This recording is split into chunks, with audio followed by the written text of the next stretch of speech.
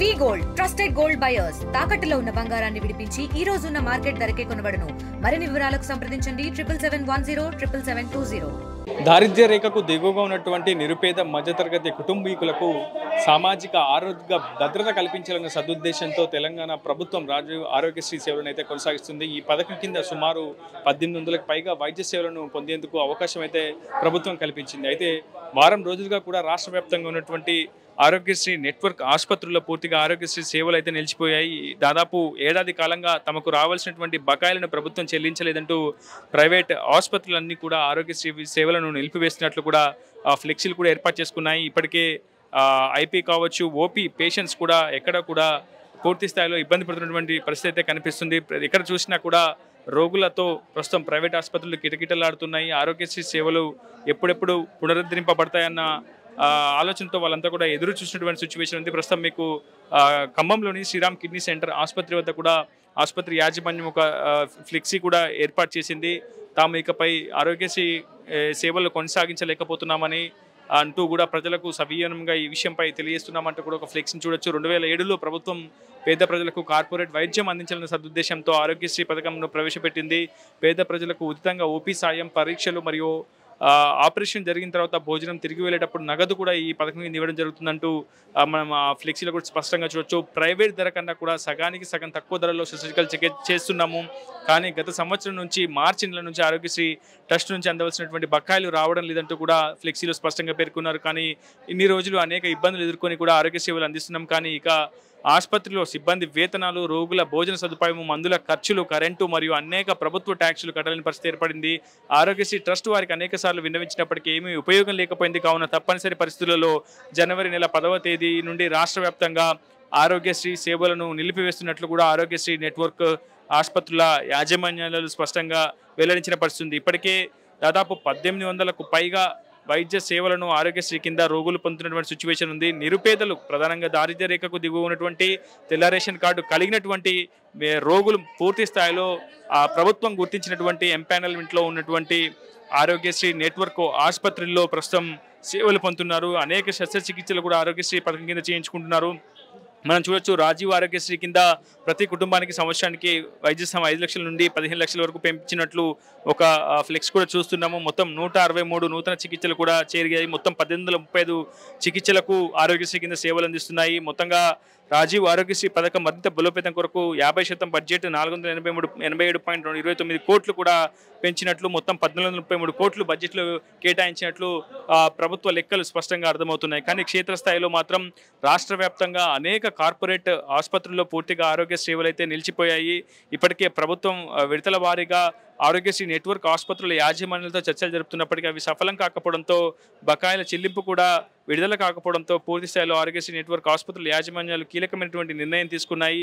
దీంతో పెద్ద ఎత్తున రోగులు కూడా అవస్థలు పడుతున్నారు. ఆరోగ్యశ్రీ సేవలను నిలిపివేయడంతో వాళ్ళంతా కూడా ఆందోళన చెందుతున్నారు, ఆవేదన చెందుతున్నారు. దాదాపు వారం రోజుల కాలంగా ఆసుపత్రులకు క్యూ కడుతున్నారు రోగులంతా కూడా. ఎందుకంటే ఒక్కో శస్త్రచికిత్స 50,000కు పైగా ఉండడంతో అనేక మంది రోగులు కూడా ఆసుపత్రుల వద్దే బారులు తీరుతున్నటువంటి పరిస్థితి కనిపిస్తుంది. ప్రధానంగా నెఫ్రాలజీ కావచ్చు, కార్డియాలజీ, న్యూరాలజీకి సంబంధించినటువంటి అనేక కేసులు కూడా ఇప్పటికే పెండింగ్లో ఉన్నాయి. చాలామంది శస్త్రచికిత్స చేసుకునేంత నగదు లేకపోవడంతో వాళ్ళంతా కూడా మళ్ళీ ఆరోగ్యశ్రీ సేవలు పునరుద్ధరింపబడేంత వరకు తాము వెయిట్ చేస్తామని చెప్పి కూడా ఆసుపత్రుల యాజమాన్యాలకు చెప్తున్నారు. ఆసుపత్రుల యాజమాన్యాలు కూడా ఏం చేయలేని ఒక దుర్భర స్థితిని అయితే ఎదుర్కొంటారని చెప్పుకోవాలి. ఇప్పటికే గత ఏడాది నుంచి కూడా దాదాపు ఉమ్మడి ఖమ్మం జిల్లా వ్యాప్తంగా ఉన్నటువంటి మొత్తం ఆరోగ్యశ్రీ నెట్వర్క్ ఆసుపత్రులు 25 ఉంటే దాదాపు 23 కోట్లకు పైగా బకాయిలు రావాలన్నట్లు మనకు సమాచారం అయితే అంతుంది. ప్రస్తుతం కొంతమంది పేషెంట్స్, ప్రధానంగా కిడ్నీ వ్యాధితో బాధపడుతున్నటువంటి నెఫ్రాలజీ కేసులకు సంబంధించినటువంటి రోగులు శ్రీరామ్ కిడ్నీ సెంటర్కు వచ్చారు. వాళ్ళు గత వారం రోజులుగా కూడా ప్రస్తుతం సేవలను నిలిపివేయడంతో వాళ్ళంతా కూడా ఆవేదన చెందుతున్నారు. వారితో మాట్లాడించే ప్రయత్నం చేద్దాం.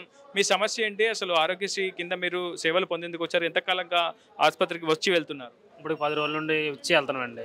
అప్పుడు 10 రోజుల నుండి ఏడే ఉంటున్నాం. అయితే నొప్పి మాత్రం బాగానే వస్తుంది. మమ్మల్ని గారికి ఆడితేనేమో ఆరోగ్యశ్రీ పని చేయట్లేదు, ఆరోగ్యశ్రీ పని చేసి మేము ఎంతలో పని చేస్తాం అని అంటున్నారు. అయితే ఇప్పుడు 10 రోజుల నుండి ఏడే ఉంటున్నాం. మాకు నొప్పి మాత్రం బాగా వస్తుంది. ఇప్పుడు రేవంత్ రెడ్డి గారు కొద్దిగా సహాయం చేస్తే మేము ఏమన్నా కోలుకోగలం. మేము బాగా లేని వాళ్ళం, ఉండేవాళ్ళం కూడా కాదు.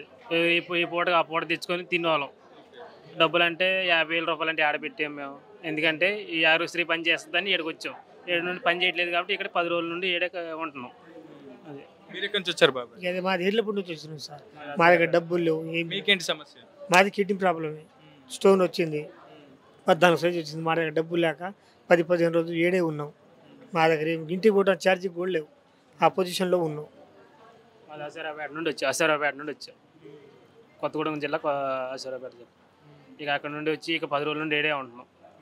ఇక పనులు లేవు, ఏమి లేదు, తిండి లేదు, ఏమీ లేదు. ఇక మరి దాదాపు 10 రోజులు ఇక్కడే ఉంటున్నారు. మరి ఇక్కడ ఖర్చులు ఇవన్నీ, రెంట్, హాస్పిటల్లో రూమ్ తీసుకోవాలి, లేదంటే బయట ఉండాలి, కుటుంబ సభ్యులు వీళ్ళంతా ఎట్లా? అందుకే కొద్దిగా ఇబ్బంది పడుతున్నాం. కొద్దిగా సహారం చేస్తే పెద్దల ఇంటికి వెళ్ళిపోయి చేయించుకొని వెళ్ళిపోతామని మా బాధ.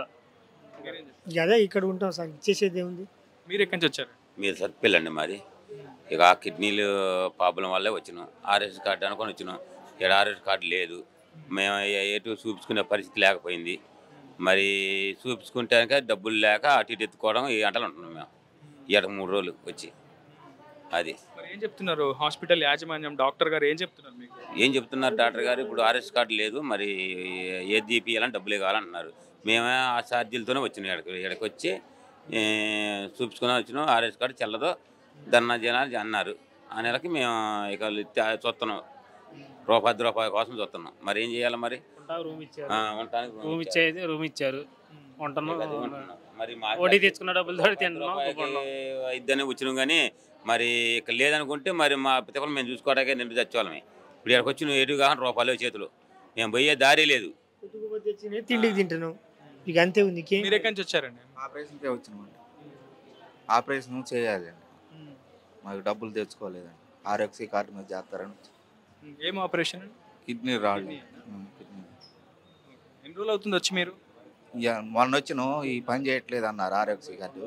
మళ్ళీ ఇవాళ డాక్టర్ గారు రావంటే వచ్చిన లోకన అయితే అది ఇది అని చెప్తారు.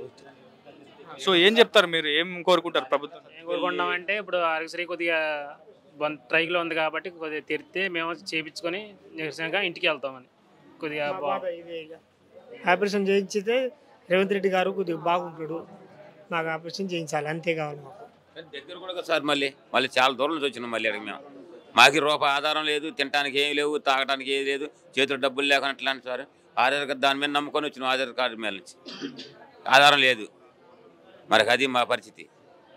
రాష్ట్ర వ్యాప్తంగా వందలాది కార్పొరేట్ ఆసుపత్రులు ప్రస్తుతం ఆరోగ్యశ్రీ నెట్వర్క్ కింద నిరుపేద రోగులకు వైద్య సేవలు అందిస్తున్నాయి. కానీ ప్రస్తుతం ఆరోగ్యశ్రీ సేవలను యాజమాన్యాలు నిలిపివేయడంతో చాలామంది కూడా ఆవేదన వ్యక్తం చేస్తున్నారు. దాదాపు వారం రోజుల కాలంగా ఆసుపత్రుల్లోనే ఉంటున్నామని, రూమ్ల అద్దెలు కూడా చెల్లించలేకపోతున్నామని, అది కూడా అదనపు భారంగా మారుతుందని చెప్తున్నారు. కానీ ఒకవైపు ఆసుపత్రి యాజమాన్యాలు ఇప్పటికే ఏడాది కాలంగా ప్రభుత్వం నుంచి బకాయిలు రాకపోయినా తమపై భారం వేసుకున్నామని, కానీ ప్రస్తుతం ఆ పరిస్థితి లేదని, ఆసుపత్రిలో ఉన్నటువంటి సిబ్బంది వేతనాలు, కరెంట్ బిల్స్ కావచ్చు, ఇతరత్ర ట్యాక్సులు చెల్లించడానికే తాము సంపాదించినటువంటి సంపద అంతా కూడా వెళ్ళిపోతుందని చెప్పి ఆసుపత్రి యాజమాన్యాలు ఆవేదన వ్యక్తం చేసి, ఏదేమైనా ప్రభుత్వం ఈ అంశంపై సీరియస్గా దృష్టి సారించాల్సిన అవసరం అయితే ఉంది. ఎందుకంటే రాష్ట్ర వ్యాప్తంగా లక్షలాది మంది రోగులు ఆరోగ్యశ్రీ కింద సేవలు పొందుతున్నారు. ఒక్కసారిగా ఆ సేవలు నిలిపివేయడంతో పూర్తిగా అంతరాయం ఏర్పడంతో చాలా మంది రోగులు ఆవేదన వ్యక్తం చేస్తున్నారు. శస్త్రచికిత్స చేసుకోవాల్సినటువంటి రోగుల పరిస్థితి మరింత అధ్వానంగా మారిందని చెప్పుకోవాలి. ఆరోగ్యశ్రీ నెట్వర్క్ ఆసుపత్రుల్లో సేవలు నిలిపివేయడంతో రోగులు ఆవేదన వ్యక్తం చేస్తున్నారు.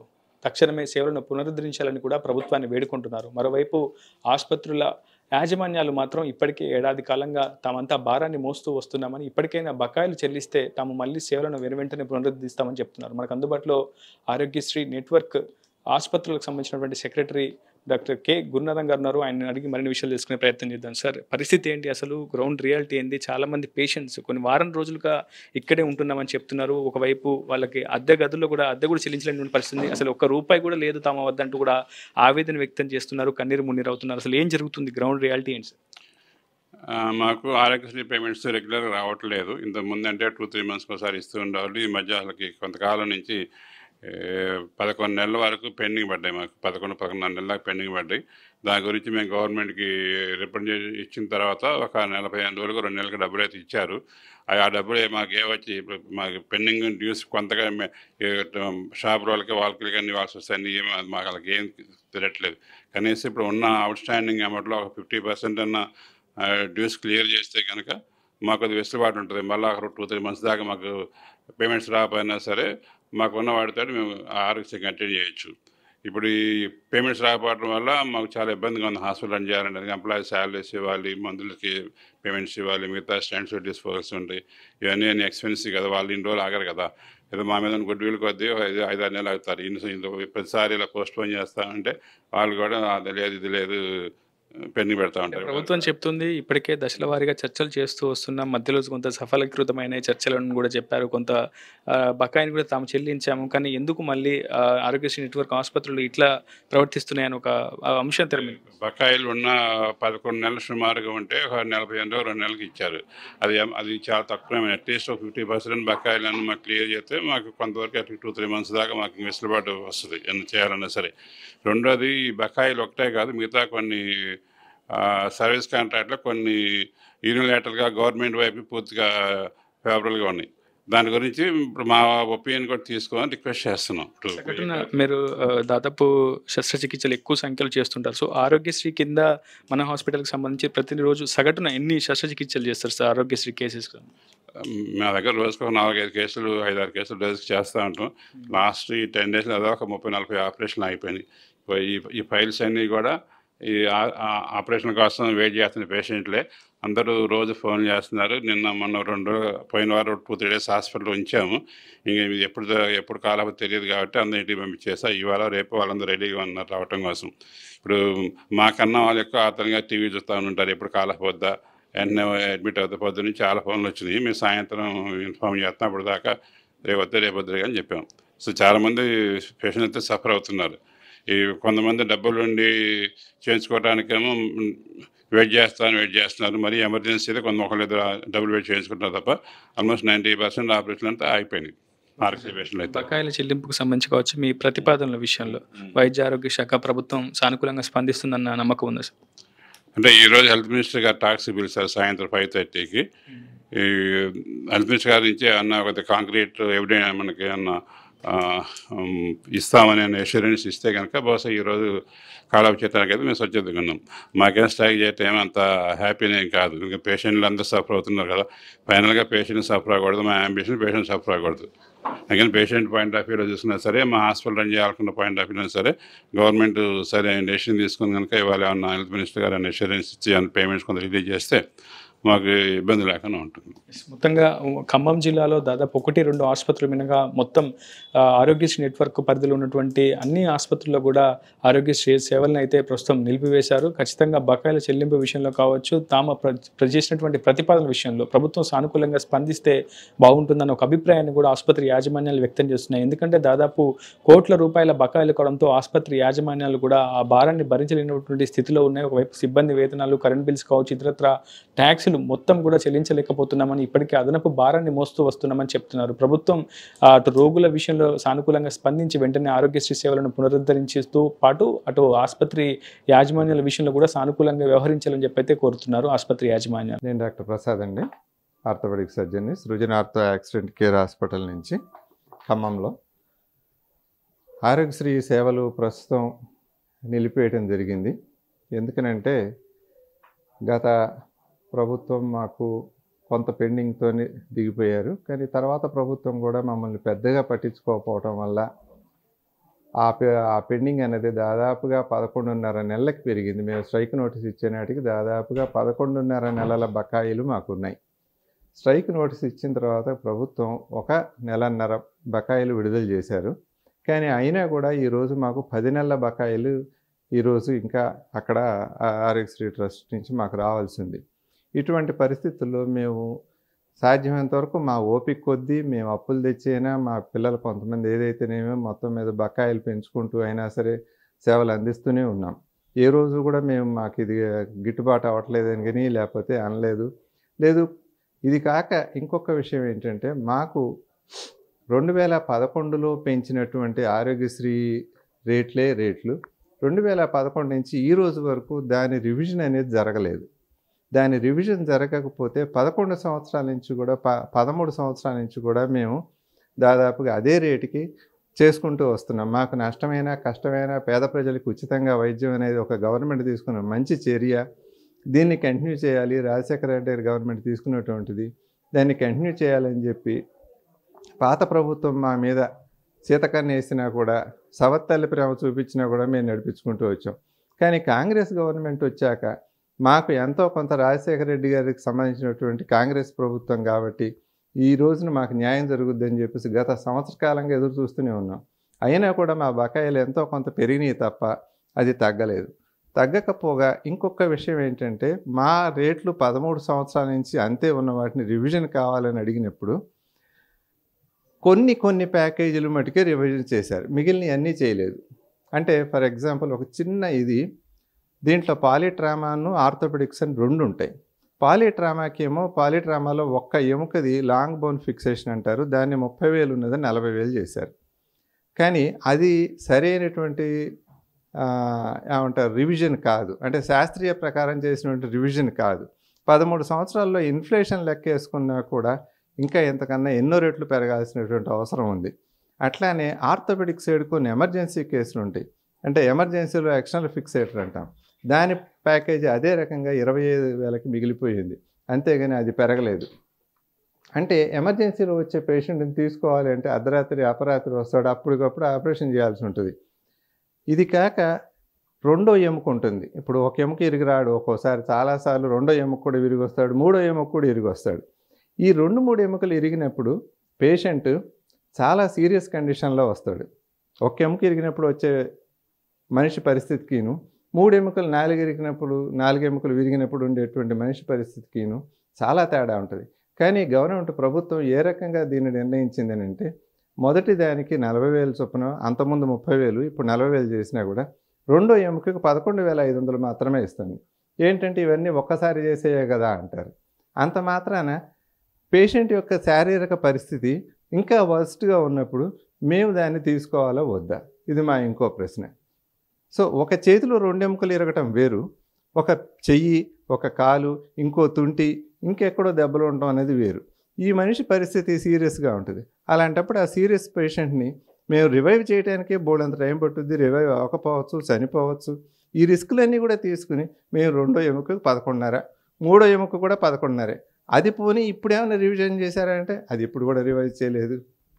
సో ఇలాంటి గడ్డు పరిస్థితులు, వీటి గురించి ఎంఓయూని మార్చాలి, ఎంఓయూని రివిజన్ చేయాలి అని చెప్పి అడుగుతున్నాం. కానీ ఎంఓయూ రివిజన్ అనేది మా చిరకాల కోరిక, దాంట్లో ఎక్కడా కూడా ఈ రోజుకి ఎంఓయూ రివిజన్ అవ్వలేదు. ఇప్పుడు మళ్ళీ ఇది కాక 3 సంవత్సరాలకు రెన్యువల్ చేసుకోండి మీ సర్వీస్ కాంట్రాక్ట్ అగ్రిమెంట్ అని చెప్పి గవర్నమెంట్ అంతకుముందు సంవత్సరానికి 10,000 చొప్పున ఉండేదాన్ని, గవర్నమెంట్ దాన్ని 20,000 చేసి 60,000 కట్టమని చెప్పి అన్నది 3 సంవత్సరాలకు గాను. అంటే వాళ్ళ ప్రైస్ ఏమో 10,000 20,000 చేసుకున్నారు, మా ప్రైస్ని మటుకు 30,000 40,000 చేశారు. ఇది ఎక్కడ న్యాయం అండి? ఇంత అన్యాయం జరుగుతూ ఉంటే కనీసం డబల్ అవ్వాలని మేము కోరుతూ ఉంటే వాళ్ళ డబుల్ చేసుకున్నారు, మాది మటుకు 30% పెంచేసి.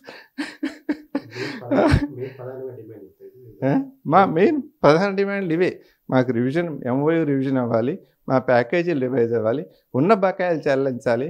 ఇక ముందు కనీసం ఒక గ్రీన్ ఛానల్ పెట్టుకుని ఏదో ఒక రకంగా నెలవారీ మా డబ్బులు వచ్చేటట్టుగా చూస్తే మేము మా జీతాలు ఇచ్చుకోవటానికి కానీ మా డిస్ట్రిబ్యూటర్లు డబ్బులు ఇవ్వడానికి కానీ ఏదో ఒకటి వీలవుతుంది. ఇది ప్రధానమైనటువంటి 4 డిమాండ్లు ఉన్నాయి. మరిన్ని వీడియోస్ కోసం ఛానల్ ని సబ్స్క్రైబ్ చేయండి, లేటెస్ట్ అప్డేట్స్ కోసం వాట్సాప్ ఛానల్ ని ఫాలో అవ్వండి. ఆ లింక్ డిస్క్రిప్షన్ లో ఉంది.